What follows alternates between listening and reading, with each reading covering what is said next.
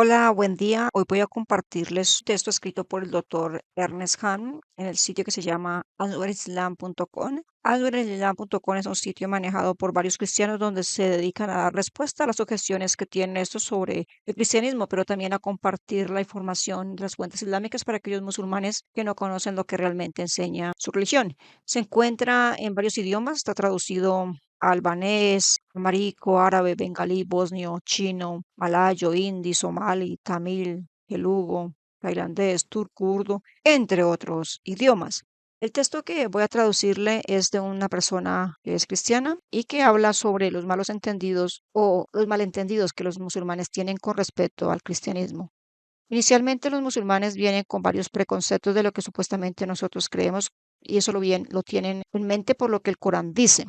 El Islam es una religión que no es cristiana, es una religión que nació luego del nacimiento de Cristo, que fue formada por Mahoma, y este tuvo contacto con judíos y con cristianos. El Corán, que es el libro sagrado del Islam, se refiere con mucha frecuencia a los judíos y a los cristianos como la gente del libro, pero también se refiere con mucha frecuencia a los libros sagrados de los judíos y los cristianos como la Torá, es decir, lo que hace parte del Antiguo Testamento para los judíos, que se llama la Torá o el Pentateuco. También habla del Sabur, es decir, los Salmos, y el Injil, es decir, el Evangelio que para nosotros sería el Nuevo Testamento. Y estos fueron dados por Dios a través de Moisés, David y Jesús. Los cristianos somos llamados y los judíos como la gente del libro porque teníamos libros sagrados. El Corán también contiene muchísimas referencias a eventos y personajes bíblicos, como por ejemplo los profetas y en algunos casos la vida de Jesús.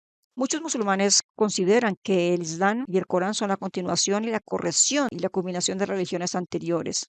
Ellos creen que Mahoma es el sello de los profetas y que el Corán es la revelación final, la última de las grandes revelaciones de Dios, la última gran revelación que él envió a la humanidad. Y que los libros anteriores, es decir, los profetas, los que le acabo de indicar que le pertenecían a judíos y a cristianos, ellos proclamaban un mensaje igual al Corán. Pero muchos de los musulmanes jamás han leído la Biblia y jamás han leído realmente el Corán en un idioma que lo entiendan. La mayoría de los musulmanes recitan el Corán. Así que cuando nosotros leemos ambos textos, es evidente que hay bastantes diferencias y hay bastantes también similitudes entre los dos textos. Los musulmanes llegan a considerar que los judíos y los cristianos han hecho corrupciones en sus textos sagrados a lo largo de la historia. Y esas corrupciones, según los musulmanes, no pertenecen a los textos sagrados que originalmente fueron recibidos por los profetas de Dios. Por lo tanto, ellos concluyen que cuando el Corán fue enviado, este vino a corregir los errores que los hombres habían puesto en las anteriores revelaciones. Algunos de los musulmanes llegan a decir que los judíos y los cristianos añadieron sus interpretaciones erróneas a las escrituras. Y muchos musulmanes por eso suelen decir que Mahoma es el último mensajero de Dios y que el Corán, por lo tanto, es la última gran revelación que Dios envió para la humanidad. Vamos a estudiar estas afirmaciones mostrando algunos propósitos que este texto que voy a compartirles tiene. Una es esbozar brevemente algunas de las enseñanzas del Nuevo Testamento que los musulmanes consideran erróneas y que son innovaciones o interpretaciones que los cristianos dieron de los textos enviados por el Señor. Lo segundo es dar una sugerencia de cómo responder a los musulmanes cuando estos traen aquellas afirmaciones que les acabo de comentar.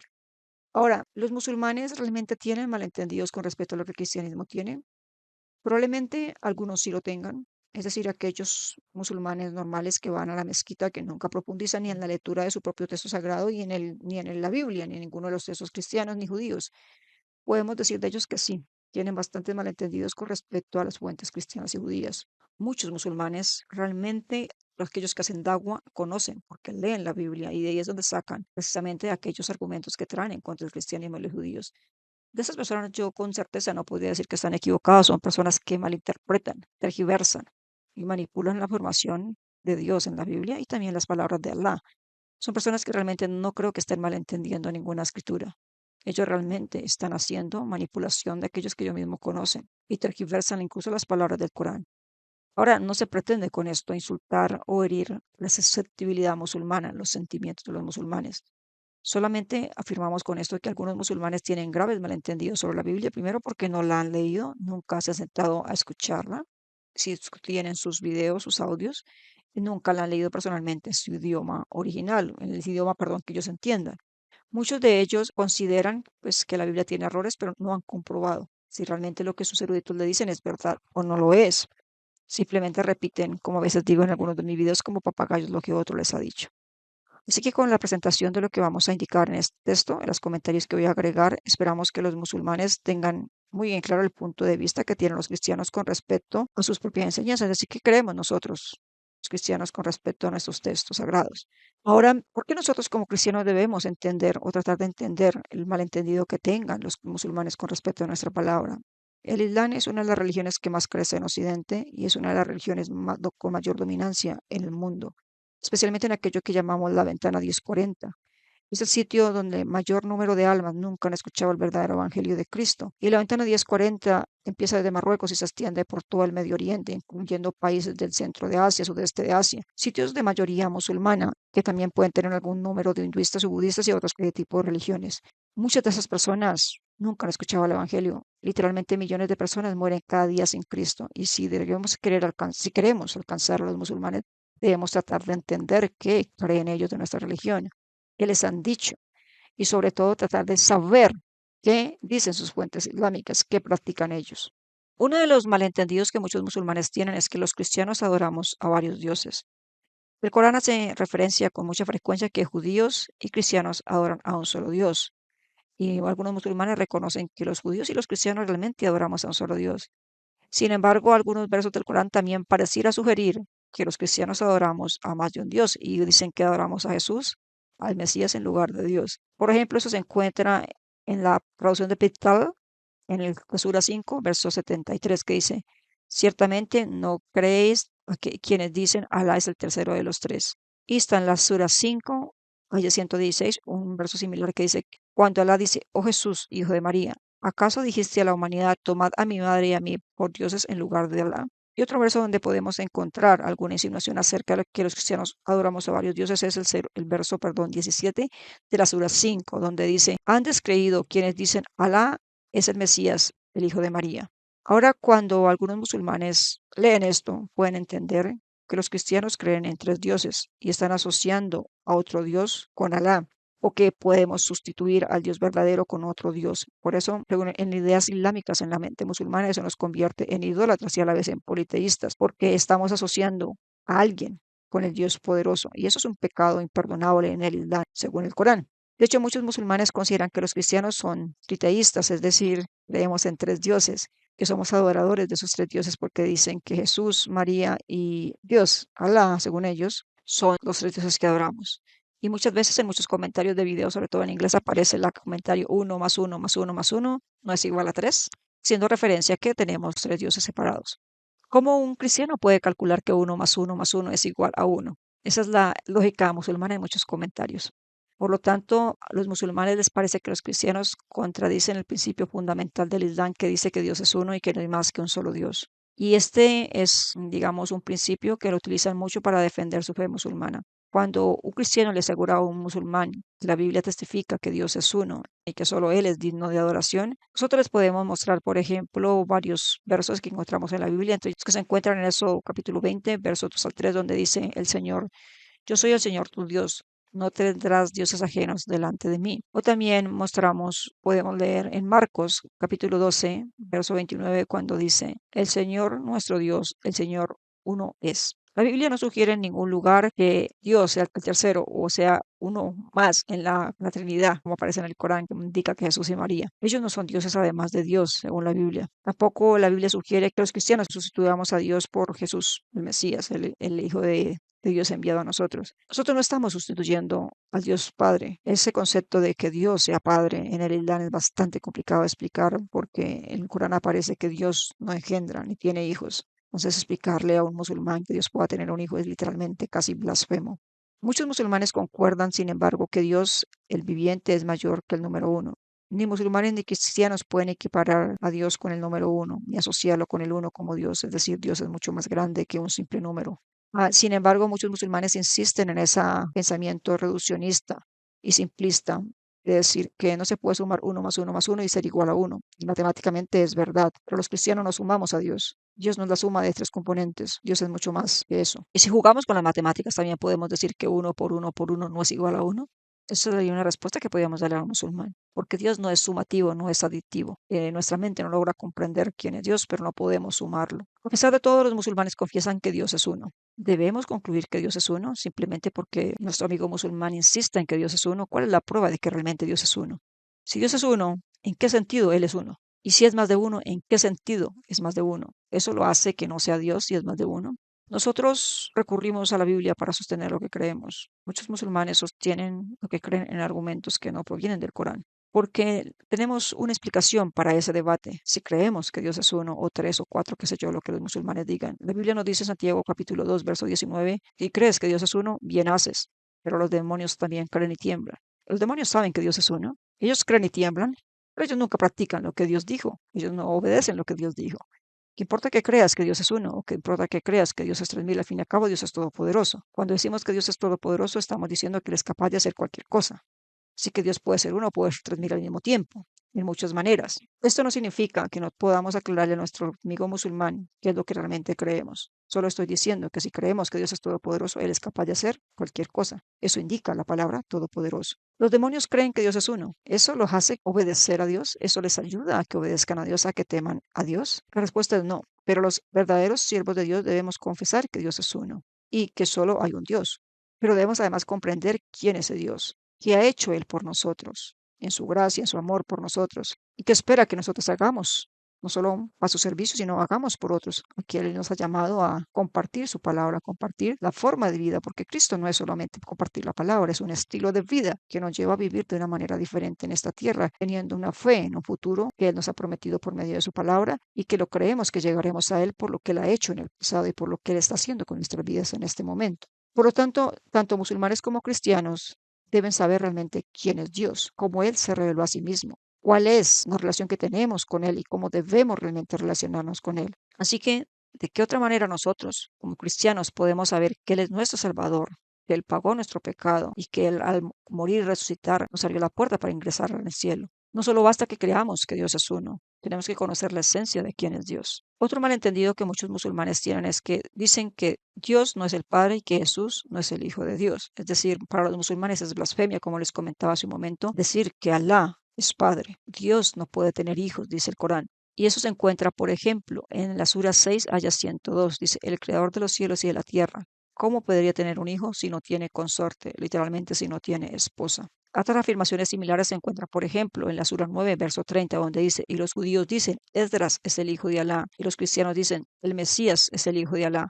Qué perversos son. Sura 19, 35 continúa con una afirmación similar y dice, no le conviene a Dios tomar un hijo. Y tenemos en la 112, Sura 112, entre el verso 1 al 4, donde dice, di, Él es Alá, el único, Alá, el eternamente implorado. No engendró ni fue engendrado, y no hay nada comparable a Él. Con esto los musulmanes quieren negar y niegan literalmente basados en estos versos que Alá tenga hijos. Es la negación de que Dios es Padre y que Jesús es el Hijo de Dios.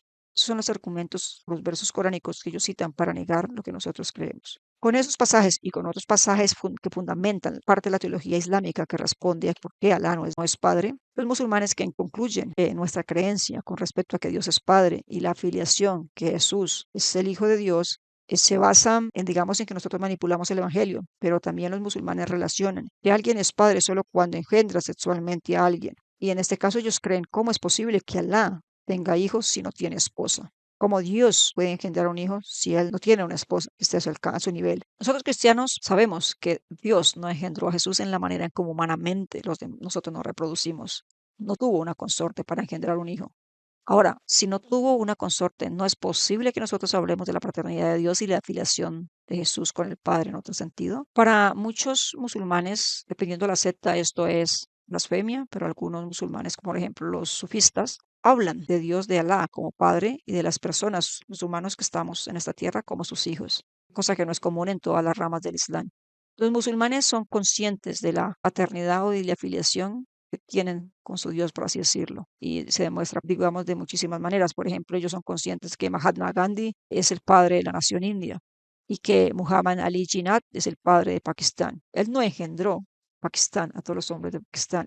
Mahatma Gandhi no engendró todo India. Sin embargo, existe ese concepto de padre. Nosotros en Colombia solíamos decir los padres de la patria a nuestros, digamos, libertadores, a nuestros héroes de independencia.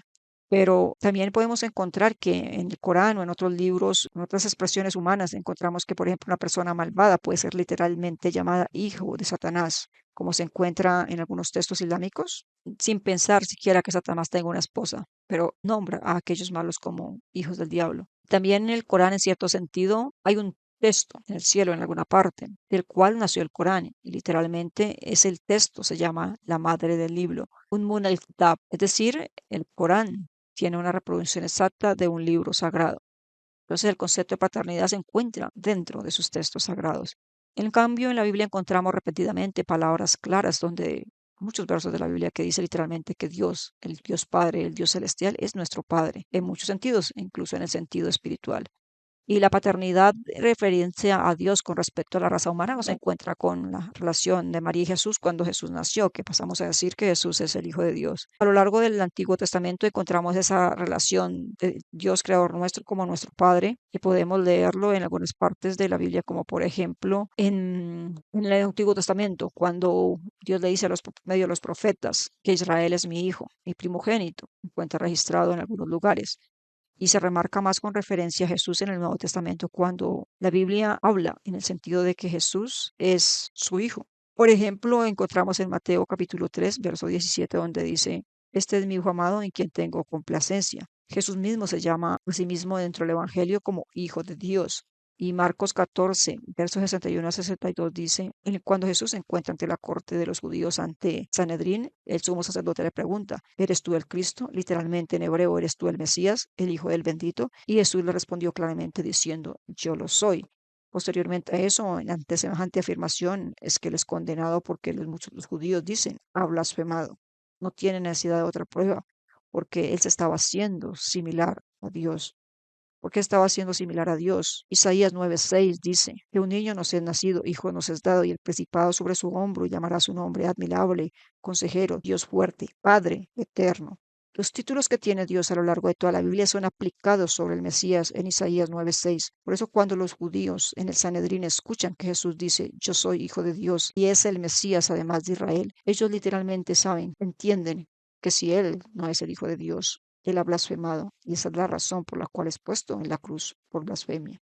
Los cristianos de la época posterior a la muerte de Jesús y a su resurrección no inventaron ese título, no, no es que los cristianos en el siglo I inventaron el título, no convirtieron a un hombre y a un profeta, es decir, a Jesús en el Hijo de Dios, no colocaron a un ser humano en el lugar de Dios vivo, o en el lugar o cerca al Dios vivo. Tampoco los cristianos en ningún punto de la historia decidieron corromper el Evangelio e introducir el término Hijo de Dios dentro del Evangelio. Eso existe en los textos antiguos, existe en la tradición cristiana, que está escrita bíblicamente. Jesús es el Hijo de Dios y Él es eternamente el Hijo de Dios. Aún los profetas, como le acabo de decir en Isaías 9:6, es un ejemplo que el Mesías sería el Hijo de Dios.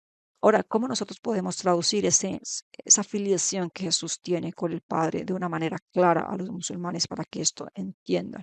Quizás si ellos entienden la relación entre la palabra de Dios y Dios, puedan entender esa filiación que existe entre Jesús y el Padre y a la vez de entender que hay una unidad entre los dos que no son separados. Cristianos como musulmanes coincidimos que Dios es eterno y que la palabra de Dios es eterna. Sin embargo, ambos, digamos, tanto judíos, perdón, musulmanes como cristianos distinguen entre esos dos eternos. No significa que haya dos dioses, pues Dios es uno.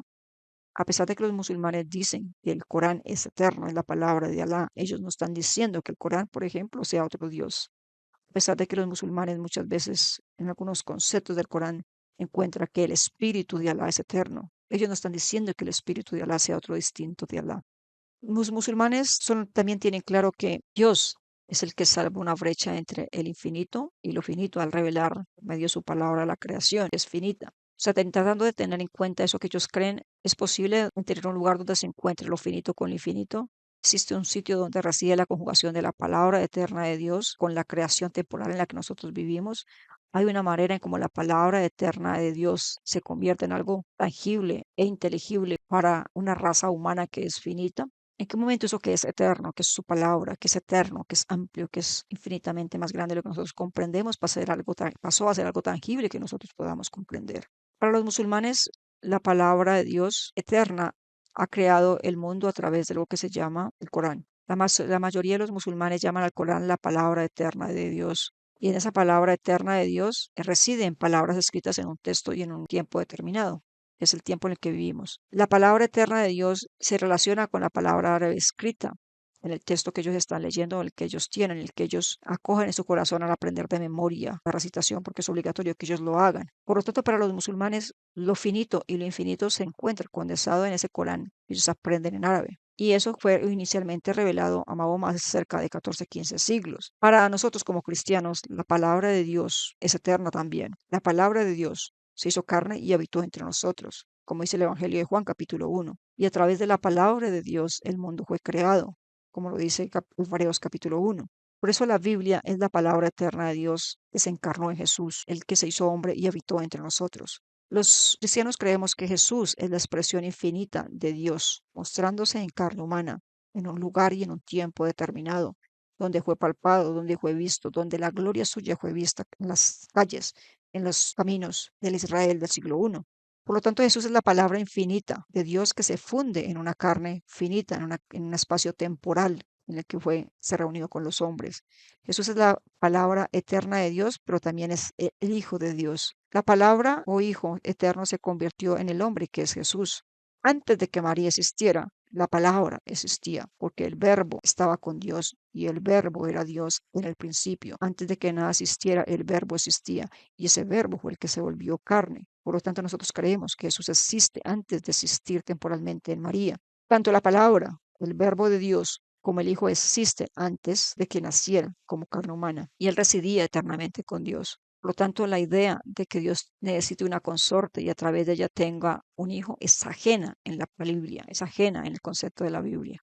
Y Juan 1:1, perdón, el verso 1 al 3 y el verso 14 nos dice, en el principio era el verbo y el verbo estaba con Dios y el verbo era Dios. Él estaba en el principio con Dios y todas las cosas por él fueron hechas por medio de él, perdón. Y el Verbo se hizo carne y habitó entre nosotros, lleno de gracia y de verdad. Hemos contemplado su gloria como el unigénito del Padre. Jesús también nos dijo en Juan capítulo 14, verso 9, que dice, quien lo ha visto a él, ha visto al Padre. Por tanto, musulmanes como cristianos insisten con razón en que Jesús es un hombre, un siervo y un profeta de Dios, que recibió, proclamó un mensaje divino. Pero en la confesión cristiana, además, Jesús es la palabra y es el Hijo de Dios, cosa que no sucede en la concesión o en la teología islámica. Lo que hace que sea mayor a un profeta, mayor a un simple hombre. Él mismo es el mensajero de Dios, el mensaje de Dios que viene a la tierra. Para los musulmanes, el Corán no es simplemente un Corán, es la palabra divina de Alá, es más que un libro. En el concepto y la teoría cristiana, la palabra se hizo carne, el verbo se hizo carne y habitó entre nosotros.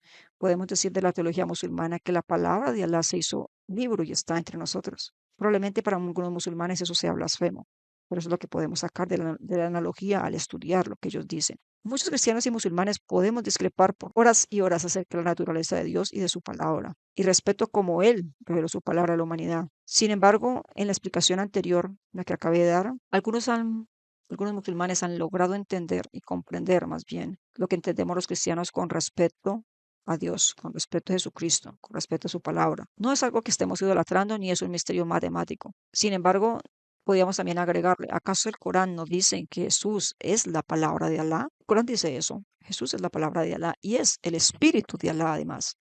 Los musulmanes creen que su palabra es eterna y que su espíritu es eterno. No podemos deducir que si la palabra de Alá, Jesús es la palabra de Alá, o una palabra de Alá, como algunos musulmanes dicen en debate. No importa que sea una palabra de Alá, cada palabra de Alá es eterna. Esa palabra de Alá, según el Corán, es Jesús y el Espíritu de Alá está en Jesús. Entonces podemos concluir que existió desde antes de que naciera como hombre. Para nosotros como cristianos, Jesús se manifestó. La eterna palabra de Dios se manifestó en Jesús por el amor que Dios tiene por la humanidad que estaba espiritualmente enferma y que estamos espiritualmente enfermas por el pecado. Él no se conformó con enviar mensajes escritos, con enviar profetas como lo hizo a través de la historia de Israel en el Antiguo Testamento. Tampoco se conformó con enviar seres angelicales, que también lo hizo en el Antiguo Testamento al llevarle el mensaje a los profetas. En su lugar, él eligió venir personalmente y ser el médico que sana a la humanidad caída, y lo hizo en medio de la carne. ¿Es una visitación grande o una visitación demasiado humillante para Dios? El más grande de los grandes, el más santo y amoroso de todos, se hizo carne por salvarnos a nosotros. Nosotros deberíamos realmente pensar y reflexionar que Dios, que no necesitaba nada de nosotros, se humilló, se bajó de nivel, por así decirlo, y se hizo similar a uno de nosotros para rescatarnos de nuestra condición de pecado. Según la Biblia, el Espíritu Santo no es un ángel ni es creado, es el Espíritu Santo de Dios y proviene de Dios, al igual que la palabra de Dios. Este proclama las promesas y los juicios de Dios a través de los profetas.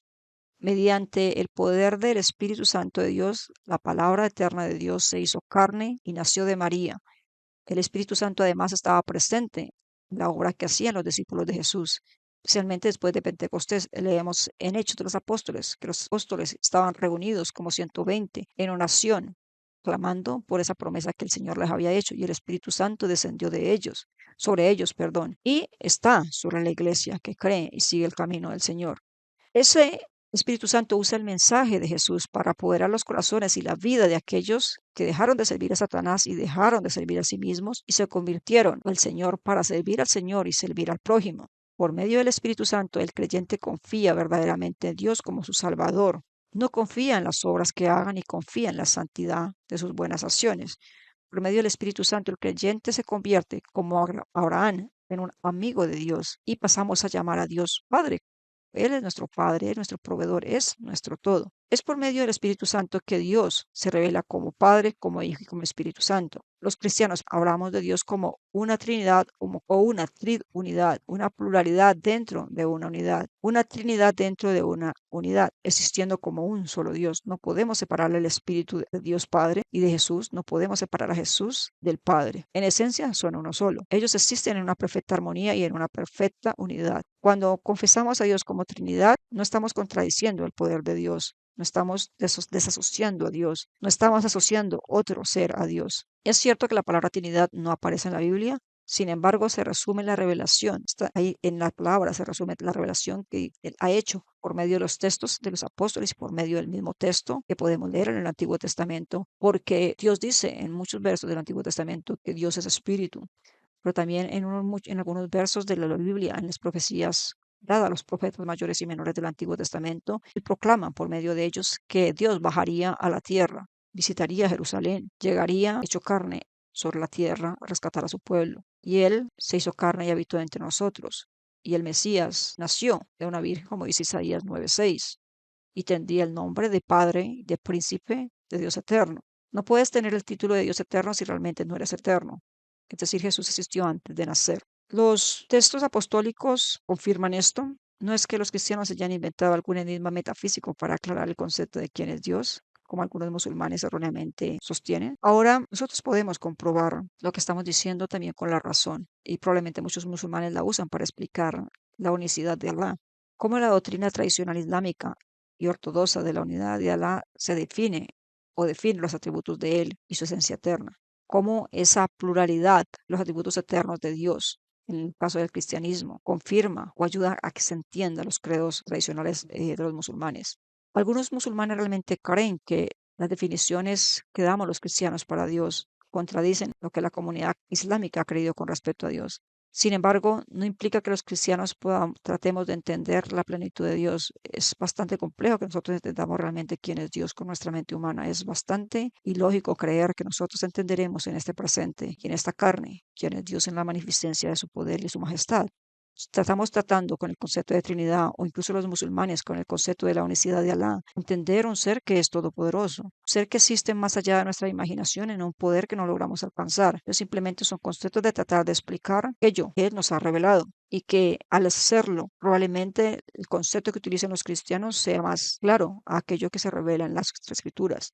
Porque, por ejemplo, nosotros creemos que Dios es amor. La Biblia dice que Dios es amor. Si Dios es amor, ¿Él cómo puede amar si no ha creado? Dios es amor antes de que existiera la creación. En el caso del Islam, Alá no puede amar porque es solo. No existe otro con quien compartir ese amor. En el caso del cristianismo, el Padre comparte su amor con el Hijo y con el Espíritu. Están relacionados entre sí y pueden compartir amor. Alá depende de la creación para compartir amor. Dios, en el concepto del cristianismo, no depende de la creación para compartir el amor. Otro concepto errado que tienen los musulmanes es el decir que Jesús no murió en la cruz. Y eso se encuentra, por ejemplo, en la Sura 4, ayas 157 y 158, donde ese verso literalmente niega que Jesús murió en la cruz y dice, por decir, matamos al Mesías, Jesús, hijo de María, el mensajero de Alá, no lo mataron ni lo crucificaron, pero sí les pareció. Y quienes discrepan al respecto, dudan, no tienen conocimiento de ellos, salvo una conjetura. No lo mataron con certeza, sino que Alá lo tomó en sus manos. Alá es poderoso y sabio. Este verso contradice no solo la afirmación de lo que los judíos dicen haber crucificado a Jesús, asesinarlo, porque dice ciertamente no lo mataron, sino que también contradice una de las más fundamentales bases de la fe cristiana, que es Jesús murió en la cruz. Otras referencias coránicas sobre Jesús muriendo y resucitando, según muchos musulmanes, se proyectan a futuro. Jesús no murió en la cruz, fue llevado al cielo, volverá, morirá y resucitará. Ahora, ¿realmente qué sucedió en la escena de la crucifixión para que los musulmanes digan con tanto ímpetu, con tanta afirmación que Jesús no murió en la cruz? Algunos intérpretes del Corán dicen que en realidad el que estuvo en la cruz fue otra persona, que Alá hizo que otra persona apareciera a Jesús. Algunos comentaristas dicen que pudo haber sido Judas Iscariote, otra dice que pudo haber sido un romano o Simón de Sirene. Otros comentaristas son reticentes a hacer tales afirmaciones al decir que Alá sustituyó a Jesús por alguien en la cruz y evitan hacer comentarios sobre ello. Algunos de los movimientos islámicos, por ejemplo, los Ahmadiyya, que para muchos musulmanes son infieles, sostienen que Jesús se desmayó y luego revivió. Dios podría añadir que los musulmanes no permitieron que Jesús, su fiel profeta, muriera. Era vergonzoso que un profeta muriera en la cruz. Así que los musulmanes niegan que el Salvador nuestro murió, que Jesús murió. Y es comprensible la dificultad que pueda tener para comprender la realidad de la filiación de Jesús en la cruz si no se cree la afirmación que hacemos los cristianos de que Él murió. La muerte de Jesús en la cruz no solo tiene un significado teológico para nosotros, es un hecho histórico, reconocido por prácticamente todas las personas que se han dedicado a estudiar este hecho. Es algo que curiosamente no es aceptado por los musulmanes, pero todos aquellos que han dedicado su vida a investigar el hecho, Jesús fue una persona histórica y históricamente murió. Cualquier persona que estudie detenidamente el Nuevo Testamento y las fuentes extrabíblicas llegará a esa conclusión. Él murió y resucitó. Gran parte de los evangelios, los 4 evangelios, se dedican a eso, explicar cómo Jesús murió y cómo Jesús resucitó. Aquellos que ven y que leen, podemos entender que esto no solo estaba apuntado, por ejemplo, en el Nuevo Testamento. Podemos tener ecos de la muerte de Cristo en Isaías 53, por ejemplo, que inicia un poco atrás en 52. Es el ejemplo clásico de el Mesías o alguien muriendo por el pecado del pueblo, porque Él fue molido por nuestros pecados y la paga de nuestro pecado fue sobre Él y por su llaga fuimos sanados, como dice en Isaías 53. Y parecióra que fue abatido por los hombres, mas Dios cargó sobre Él el pecado de nosotros y por su llaga fuimos nosotros curados. Nosotros creemos que Jesús murió en la cruz, no solo porque es un hecho histórico. Muchas personas han encontrado dramáticamente a Jesús a través de visiones, de sueños, e incluso algunos pueblos lo han visto caminar en medio de sus ciudades. Así que cuando Jesús murió, también sus apóstoles dudaban. Y algunos musulmanes pueden utilizar esto hecho para decir, incluso aquellos que estuvieron al lado dudaban, pero Él se presentó y lo reprendió por no creer. Él les explicó después de la muerte y antes de la muerte que Él debía sufrir, morir y resucitar. Pablo, cuando fue encontrado por el Señor, cuando él iba en su camino a Damasco para perseguir a la iglesia de Damasco, encontró al Señor y el Señor claramente le dijo, Pablo, Pablo, ¿por qué me persigues? Y él vio al Señor en ese camino. Él nos cuenta, Pablo dice que declarar que Jesús murió por nuestros pecados, que fue sepultado y que resucitó al tercer día es parte fundamental de nuestra fe y que se encuentra, por ejemplo, registrado en 1 Corintios capítulo 15, versos 3 y 4. Los escritos de los padres de la iglesia, es decir, aquellos discípulos de los apóstoles, y los credos ecuménicos posteriores a la muerte y resurrección del Señor dicen esto: Jesús murió y resucitó. Y desde el inicio de la iglesia, los discípulos, aquellos seguidores de Cristo, han celebrado la última cena en conmemoración a ese acontecimiento. Si Jesús escapa, como dice la teoría musulmana, la soberanía de Dios se preserva gracias a la vida de Cristo. ¿Cómo es que el Corán pregunta en otro pasaje a los judíos por qué mataron a los profetas y a los apóstoles anteriores a ellos? Eso se encuentra en el Corán, Sura 4, versos 155, y en el Corán, Sura 5, aya 70. Si los judíos antiguamente habían matado a profetas, ¿cómo es que Jesús escapa? ¿Qué tenía Jesús de especial para que escapara de la muerte? ¿Cómo Jesús escapa de algo que él mismo predijo? Si no muere, ¿cómo puede explicarse el hecho de que él mismo dijo que si un grano de trigo no muere, no va a dar fruto? Y está registrado en el Evangelio de Juan, capítulo 12, verso 24. ¿Acaso él no nos enseñó que aquel que ama es aquel que llega a morir incluso por aquellos que ama? Y está registrado en el Evangelio de Juan, capítulo 15, verso 13. Según la interpretación del Nuevo Testamento, el Islam de Jesús es el mismo que se somete a la voluntad del Padre en vida y muerte. Es el ejemplo perfecto del Islam.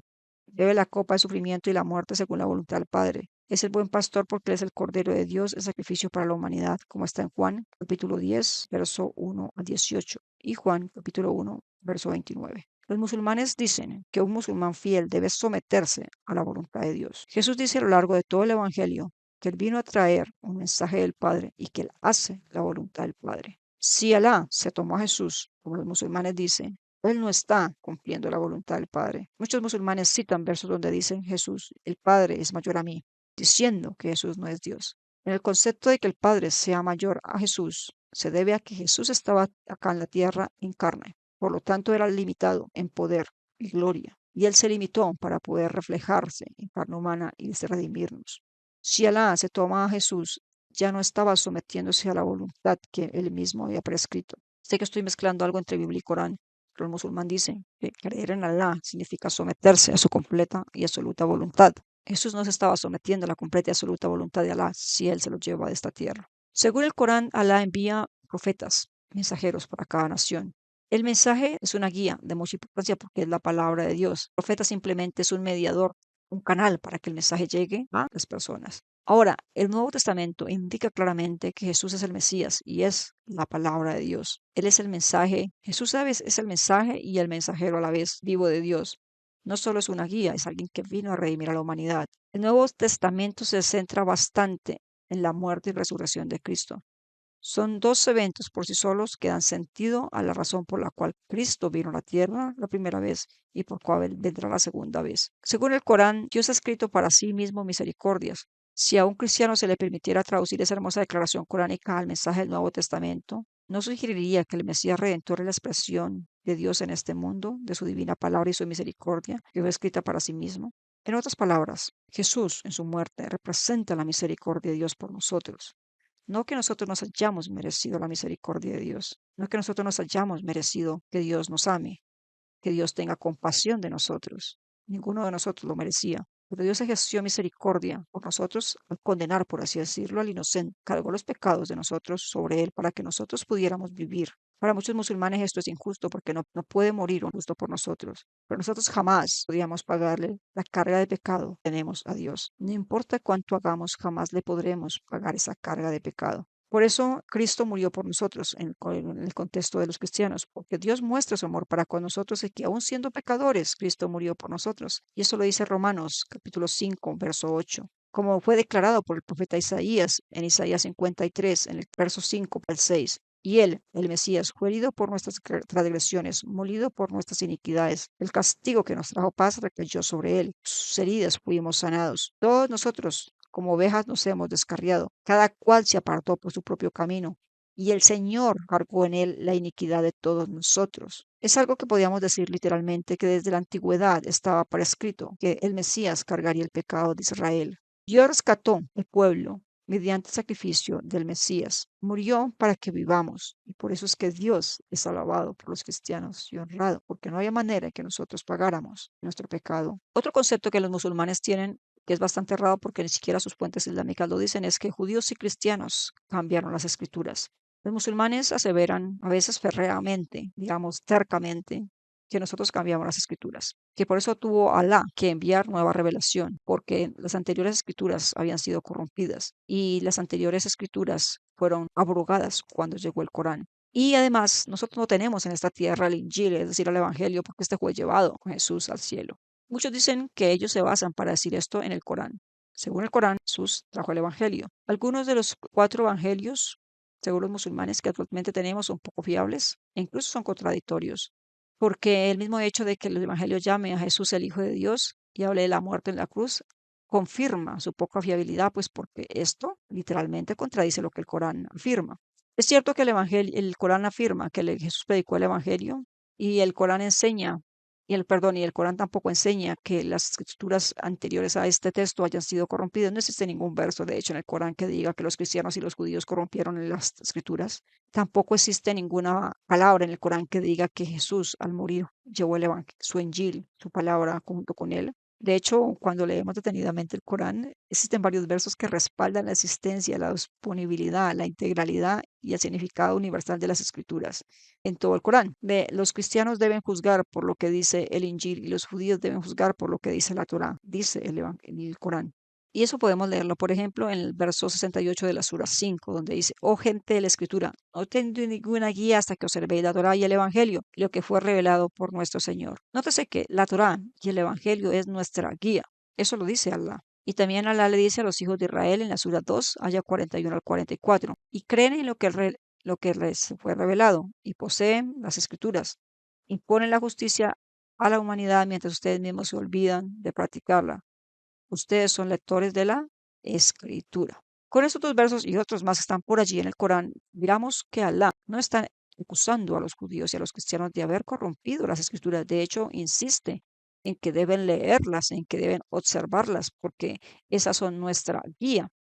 Eso es lo que él supuestamente nos ha revelado. El Corán confirma que las escrituras de judíos y cristianos no han sido corrompidas y no han sido cambiadas. Ahora, probablemente muchos musulmanes digan que sí, que el Corán lo dice, aunque leemos en varios lugares que el Corán le dice a Mahoma que si él tiene duda de lo que está enseñando, que pregunte a los judíos y a los cristianos por qué sostienen sus escrituras. En el tiempo de Mahoma, judíos y cristianos tenían la escritura. Por tanto, el verso 94 de la sura 10, en lo que a lo que Alá le dice a Mahoma, perdón, y dice, y si tienes dudas sobre lo que te revelamos, pregunta a quienes leyeron la escritura antes de ti. La escritura estaba en época de Mahoma y los judíos no habían desaparecido la escritura ni la habían cambiado. ¿Por qué razón Alá mandaría a su profeta a preguntarle a aquellos de la escritura si esa escritura estaba corrupta? ¿Cómo se puede hacer afirmaciones contra judíos y cristianos cuando el Corán se dirige a Mahoma y le dice, ¿no vienen los judíos a ti para juicio si ellos tienen la Torá con lo que Alá les dictó sentencia? Aún así se desvían, esa gente no es creyente. Es decir, los judíos se desviaban de lo que Alá ya les había revelado según él en la Torá, no porque no tuvieron la Torá, sino porque era gente que no creía en lo que Alá ya les había revelado. Eso usted lo puede leer en la Sura 5, verso 43. Y también en la Sura 5, pero esta vez en el verso 47, Alá le dice a la gente del Evangelio, es decir, a los cristianos, que juzguen por lo que Alá les ha revelado en él. Quienes no juzgan por lo que Alá les ha revelado son perversos. Alá nos dice que no somos creyentes, en el caso de los judíos, si no juzgamos por la Torá. Y nos dice que somos perversos en el caso de los cristianos si no juzgamos por el Injil, por el Evangelio. Significa que debemos creer en nuestra palabra. Y si nosotros creemos en la palabra que leemos en la Torá y en el Evangelio, el Corán es falso, porque la Biblia contradice lo que el Corán dice. Y si nosotros creemos del Evangelio lo que el Corán dice, el cual el Corán sigue siendo falso, porque el Corán no trae el Evangelio, no trae la enseñanza de Cristo. Ahora, algunos musulmanes no son convencidos con la evidencia coránica y a otros han sido convencidos porque comprueban con su propio texto que la Biblia no ha sido corrompida, que no ha sido corrupta por los judíos. ¿Cómo pueden algunos musulmanes hacer tales afirmaciones cuando su propio texto dice lo contrario? ¿Cómo pueden apelar al Corán cuando éste dice que los judíos y los cristianos deben juzgar por la Torá y el Evangelio? ¿Cómo Alá les dice a los cristianos y judíos, juzguen por la Torá y juzguen por el Evangelio, si esos libros fueron corrompidos, fueron abrogados y fueron inexistentes? ¿Cómo el Corán puede decirle a Mahoma que ve y le pregunta a aquellos que leen las escrituras si algunos musulmanes dicen que las escrituras ya no existían en la época de Mahoma? ¿Está Alá diciéndonos mentiras? Ahora, cuando un musulmán cuestiona la integridad de la Biblia basado en la evidencia coránica, es porque está cambiando su palabra. El Corán no niega la existencia de la Biblia en la época de Mahoma y tampoco nos dice que está corrupta o corrompida. Para muchos musulmanes que leen los hadices, es decir, los sunitas, también hay unos hadices de las chiitas, pero los sunitas tienen unas colecciones bastante extensas y claras sobre las acciones y la vida de Mahoma. Existe suficiente evidencia en estas fuentes que demuestran que estas son coherentes con la escritura, con lo que dice el Corán acerca de la escritura de judíos y de cristianos. No solo las tradiciones del Islam reflejan que Mahoma y sus compañeros, digamos, sabían, conocieron la existencia de los textos judíos, sobre todo en la época en que ellos vivieron, y en la época en que ellos vivieron, estos leían esos textos y los tenían a la mano. Ninguno de los hadices de la época de Mahoma acusa a judíos y a cristianos de tergiversar la palabra, de cambiar las escrituras. No aparecen tal cosa. Cuando los musulmanes afirman que Jesús era el que tenía el Evangelio, es decir, los cuatro Evangelios, y que lo que tenemos hoy no es realmente la revelación de de Dios, ellos llegan a colocar, por ejemplo, el Evangelio de Bernabé u otros evangelios que para nosotros son apócrifos, como el verdadero evangelio de lo que Cristo trajo. Históricamente sabemos que el Evangelio de Bernabé incorpora alegaciones que para los musulmanes son habituales, como por ejemplo que Jesús no es hijo de Dios, que Judas Iscariote y no Jesús fue el que murió en la cruz, que Jesús profetiza la venida de Mahoma. Esas son las afirmaciones que los musulmanes utilizan para decir que ese es el evangelio correcto. Pero el Evangelio de Bernabé es un texto que no existió en el siglo I. Es un texto que no existió ni siquiera en el siglo II. Es un texto que fue escrito en italiano. El italiano es una lengua que nació después que el latín desapareciera. Es una de las lenguas romances. Por lo tanto, históricamente no tiene ningún peso. Está en una biblioteca en Viena. Fue un texto que fue editado y traducido al inglés por Laura Losdalrad y está publicado en italiano y en inglés desde 1907 y desde allí los musulmanes lo han traducido al árabe, al urdu y a otros idiomas. La evidencia externa e interna en el Evangelio de Bernabé indica que es una falsificación de un texto europeo que data del siglo XIV o posterior.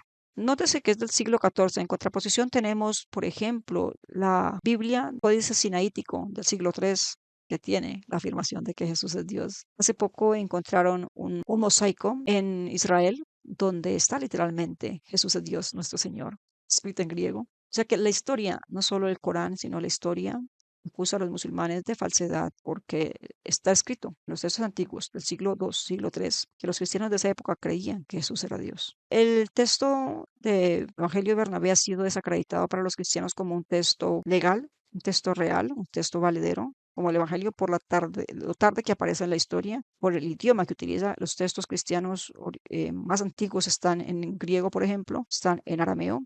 Incluso algunos afirman que el Evangelio de Mateo fue escrito en hebreo. Entonces no están los idiomas que corresponden. Los datos que presenta este relato son bastante errados en cuanto a geografía e historia.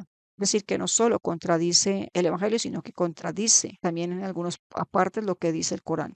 Aquí hay un ejemplo. El sacerdote respondió, te ruego que nos digas la verdad. ¿Eres tú el Mesías de Dios que esperamos? Y Jesús respondió, en realidad no lo soy, pues él fue creado antes que yo y vendrá después de mí. Si utilizamos ese evangelio como la base del evangelio de la fe que supuestamente tenían los cristianos en el siglo I, aún el Islam es falso, porque en todas las fuentes del Corán encontramos que los musulmanes creen que Jesús es el Mesías. Ese texto de Bernabé niega, el mismo Jesús con su propia boca, según el texto, niega que Él es el Mesías. Esa afirmación no solo contradice la Biblia, sino que contradice el Corán, porque en ambos textos Jesús es nombrado como el Mesías. Sin embargo, el Evangelio de Bernabé agrava la situación al decir que Jesús es el Cristo. Parece que quien escribió el texto de Bernabé no sabe que la palabra Christos de griego literalmente es sinónimo de Mesías en hebreo, literalmente significa ungido. Se nota que no sabía porque era una persona que estaba escribiendo en italiano. Probablemente no conocía mucho sobre griego. Cristos y Mesías son literalmente la misma palabra, significan ungidos.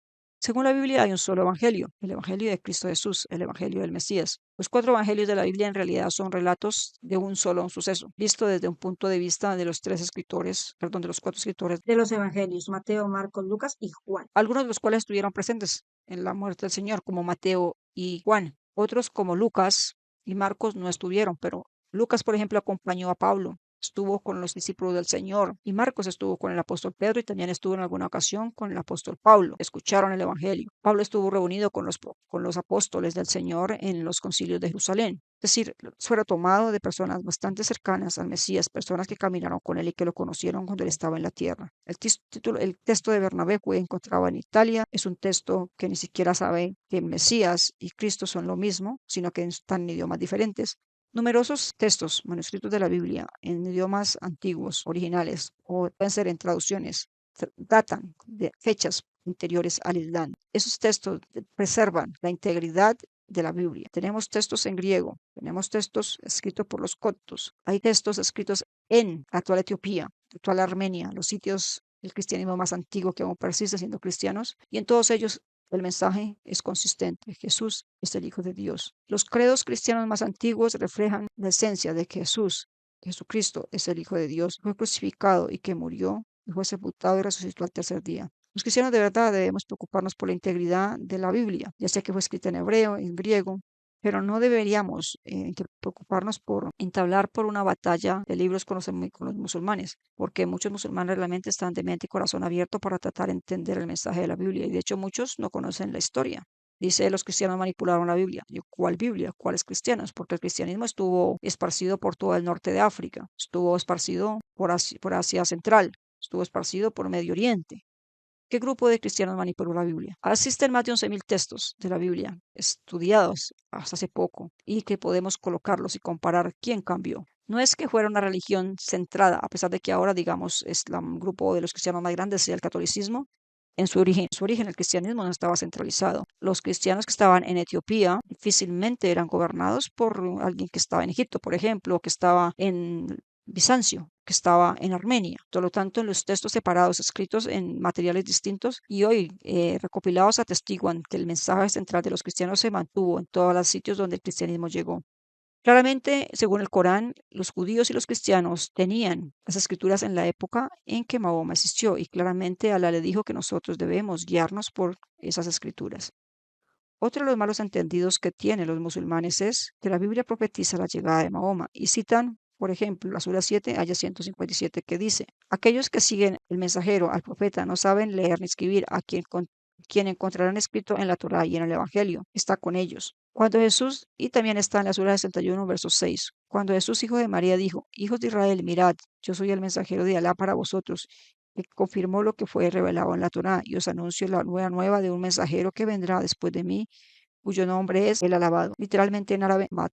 Así que basados en esos textos, los musulmanes dicen que el nombre de Mahoma se encuentra en la Biblia y que está profetizado allí. Sin embargo, no importa qué método de interpretación de la Biblia utilicemos, es increíblemente complicado forzar a Mahoma dentro de la Biblia. No importa si ignoramos las interpretaciones bíblicas de los eruditos y de aquellos que caminaron con Cristo, no es posible colocar a Mahoma dentro de los textos bíblicos. Algunos musulmanes han intentado multitud de pasajes diciendo que Mahoma está allí. Su argumento podía ser que Dios ha permitido que los cristianos corrompan las escrituras interpolando afirmaciones sobre la filiación y la cruz de Jesús, lo que hace que es imposible encontrar a Mahoma ahí. De lo contrario, sería fácil encontrarlo en la Biblia.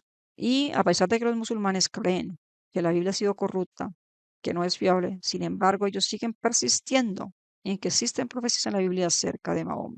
Muchos musulmanes recurren especialmente a dos partes de la Biblia, que es la Torá, es decir, la parte que fue escrita por Moisés, y nos citan en Deuteronomio 18, 15 al 18, y a veces nos suelen citar parte del Evangelio, es el Evangelio de Juan, capítulo 14, verso 16. Según ellos, la palabra paraclito en el Evangelio de Juan, que es el Consolador, es el Espíritu Santo, se refiere a Mahoma. Según ellos, en Deuteronomio 18, verso de 15 al 18, cuando Dios prometió por medio de Moisés que vendría un nuevo profeta de entre los hermanos de Israel, ellos dicen que ese nuevo profeta que vendría sería obviamente Mahoma, dado que Ismael es el hermano de Isaac y los judíos descienden de Isaac. Cuando nosotros utilizamos o vemos el contexto en el que está hablando Moisés, difícilmente podemos entender que se esté dirigiendo a un ismaelita. De hecho, ahí encontraba multitud de pueblos y la Biblia no dice claramente qué pueblos estaban. Existen los de donde se dio Kenan, Calec en español, que son kenanitas, pero no habla nada de ismaelitas. Y en todo el contexto, cada que Moisés habla de hermanos, se está refiriendo a alguien que desciende de Jacob, a un israelita, a alguien que estaba allí presente, porque él dice, escucha Israel, saldrá un hermano de entre vosotros. No habían ismaelitas allí, un hermano de entre vosotros, y los que estaban congregados allí eran judíos. Cuando los musulmanes afirman que Mahoma era como Moisés, en el sentido de que ambos se casaron, tuvieron hijos, empuñaron espada, eso es poco convincente porque multitud de hombres han hecho lo mismo. Multitud de hombres han participado en guerras, se han casado, han tenido hijos, han vivido en el desierto. Entonces, si uno fuerza la interpretación, cualquier persona podría ser igual a Moisés. Ahora, si leemos bastante detenidamente Deuteronomio, ahí nos explican detenidamente las características de alguien que dice ser profeta y cómo se prueba que este es un falso profeta. Todas las características que da Moisés en el Deuteronomio se aplican a Mahoma. Utilizó la palabra de Dios supuestamente para decir mentiras, literalmente. Profetizó en el nombre de otro Dios. En ninguna parte en la Biblia, en el hebreo, se encuentra la palabra Alá. En ninguna. Él profetizó en nombre de Alá que no existe en la Biblia. Yo digo que esa sería una de las señales de indicar que esa persona sería un falso profeta. Otra de las señales sería cuando esa persona diga alguna profecía y nunca se cumpla, o confiese, perdón, un sueño que tampoco nunca se lleve a cabo. Mahoma hizo las dos cosas. Ahora, cuando utilizan el pasaje de Juan, cuando dice que Mahoma es el Paráclito, literalmente el capítulo 14 del Evangelio de Juan dice que el Espíritu Santo moraría con nosotros. No significa que Mahoma está viviendo con nosotros. Y literalmente el Evangelio también dice que Jesús enviaría el Paráclitos. ¿Mahoma fue enviado por Jesús? Muchos musulmanes dicen que Mahoma es superior a Jesús, pero si utilizamos ese concepto que está allí, que Paraclitos es Mahoma, Mahoma está viviendo en medio de nosotros. Ningún musulmán puede asegurar que ellos tienen a Mahoma en su corazón. Ni siquiera pueden, eso es blasfemia para ellos. Entonces, para que lo tengan en cuenta. Cuando los musulmanes utilizan la interpretación de decir que Jesús se encuentra en Deuteronomio y en Juan, ellos realmente están negando cualquier interpretación que los cristianos o los judíos hagan sobre esos textos. Por ejemplo, Jesús mismo explicó que cuál sería el profeta que Moisés estaba indicando. Él mismo dijo, si creyeran a Moisés, me creerán a mí, porque él escribió de mí. Y eso está registrado en el Evangelio de Juan, capítulo 5, verso 46. Y está también explicado en varias partes de cómo el mismo Jesús dijo que le había cumplido los versos de Deuteronomios. Y está, por ejemplo, en Hechos, capítulo 2, cuando vino el Espíritu Santo sobre los apóstoles que estaban en el aposento alto, que estaban en oración. Eso se miró como un cumplimiento de la profecía. Ya los apóstoles no seguirían expirando por otro más.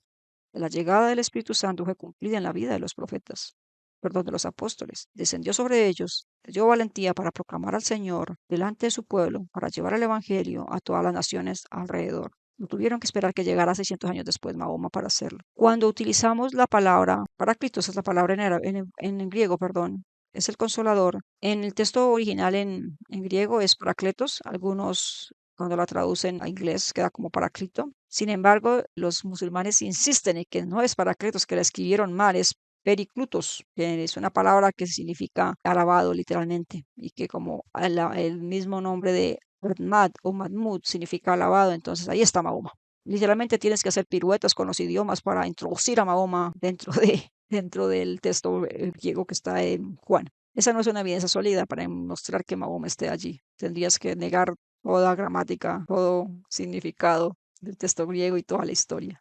Si Mahoma, digamos, es el Paraclitos, él es el Espíritu Santo. Ningún musulmán afirma que Mahoma es el Espíritu Santo y ningún musulmán afirma que Mahoma vino del Padre, porque el Espíritu Santo viene del Padre y a la vez viene de Jesús.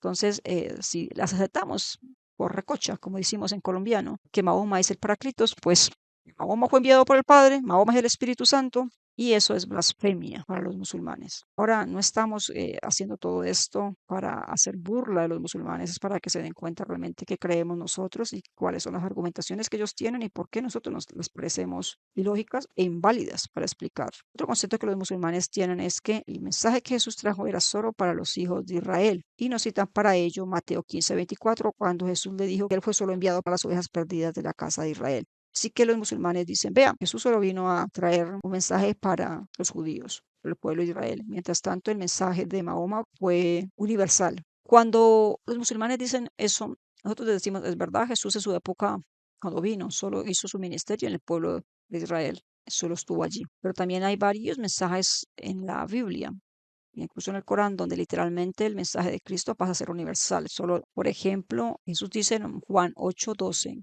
que Él es la luz del mundo. Cuando dice que es la luz del mundo, significa que abarca todo. Mahoma dice que en su Corán, la Sura 3, versos 3 al 4, que Alá reveló la Torá y el Evangelio en el pasado para guiar a la humanidad. No se limita simplemente a un sitio. Por lo tanto, decir que la única razón por la cual Mahoma vino para traer un mensaje universal y que el mensaje de Mahoma es universal es literalmente negar lo que Allah ya dijo acerca de la Torá y acerca del Evangelio. Era para toda la humanidad también. Y el Corán, verso 21 de la Sura 19, dice que será que hagamos de él, es de Jesús, una revelación para la humanidad y una misericordia procedente de nosotros y es algo predestinado. Jesús era una señal para la humanidad, literalmente, porque el Corán lo dice. Jesús también dice a sus discípulos que sois la sal de la tierra y la luz del mundo. Los cristianos deben ser sal y luz en la tierra. Por tanto, el Evangelio no solo se limita al espacio pequeño de Israel, sino va a todo el mundo. Y tenemos también algunos pasajes, por ejemplo, en Mateo y en Isaías, que el siervo de Dios a quien eligió puso sobre él el Espíritu y éste traerá justicia a las naciones. O sea, Jesús no solo vino para un pequeño pueblo, sino que vino para todas las naciones. Además, si pasamos por alto todos esos versos, encontramos al final en Mateo, cuando está la gran comisión, cuando Jesús claramente le dijo a sus discípulos que fueran e hicieran discípulos de todas las naciones. De hecho, esa es una condición para que el Señor vuelva. La iglesia debe llevar el Evangelio a todas las naciones como testimonio. Entonces vendrá el fin. El Evangelio no solo se limita a Israel, la misma Biblia dice que va a todas las naciones. Los musulmanes tienen algo que es como, toman los versos que quieran y eliminan los demás.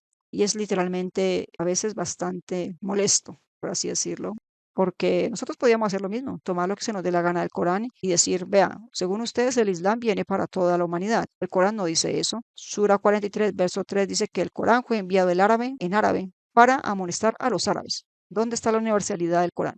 Si el propio Corán dice que es para un sitio limitado que era alrededor de la Meca.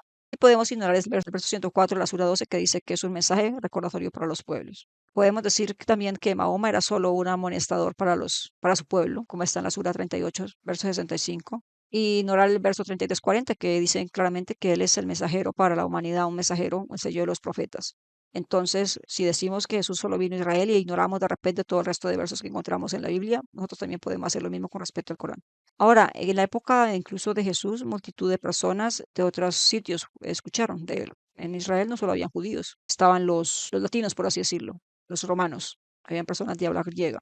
Era un sitio bastante lleno de gente de muchos lugares. Incluso cuando llegó el Espíritu Santo, muchos escucharon en su propio idioma el Evangelio. Dice que incluso árabes estaban allí presentes, cretenses de Panfilia, de Fud, de Lidia, de Asia. O sea, había gente de todas las partes que escucharon el Evangelio. Nosotros creemos, como el apóstol Pablo, que el Evangelio es universal, que debe llegar a todos los pueblos, que Jesús no limitó su trabajo a Israel, que él lo hizo físicamente allí. Su mensaje debe llegar a todas las naciones y a todos los lugares, como él dijo. Y él dijo en la Gran Comisión, en Mateo 28, perdón, verso 19, que debemos ir a ser discípulos de todas las naciones. Y de hecho, los hechos de los apóstoles, valga la redundancia, muestra cómo los apóstoles se esforzaron por llevar el Evangelio a todo el mundo conocido de esa época. Registra cómo partiendo el Evangelio desde Jerusalén se regó por Samaria, por ejemplo, llegó a zonas de Asia Menor, y aún sigue este trabajo de llegar a los pueblos no alcanzados, a los pueblos menos no alcanzados en el norte de África, Asia Central, sudeste de Asia. Y cristianos de todo el mundo se preparan para ir a esos sitios aún a estas horas.